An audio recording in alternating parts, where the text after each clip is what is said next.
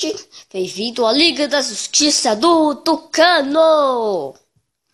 Vocês estão aqui porque vocês vão me ajudar a salvar o mundo, porque tá cheio de vilões por aí.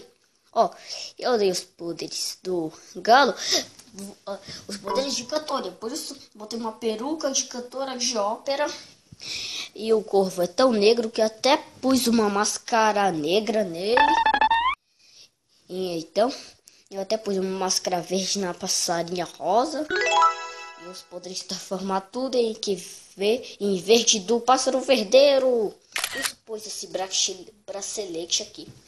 E o poder do passarinho verde, ele tem uma gravata, né? Então, por baixo tem uma gravata negra que faz para bater nos vilões com sabe o quê? A gravata de ferro. Então, agora o grande finale. Aqui, a passarinha rocheira está com o bracelete de rosa, porque ela vai transformar tudo que vê em roxo. Então, por isso mesmo que vocês fizessem a Liga da Justiça. Então, vocês estão aqui para isso.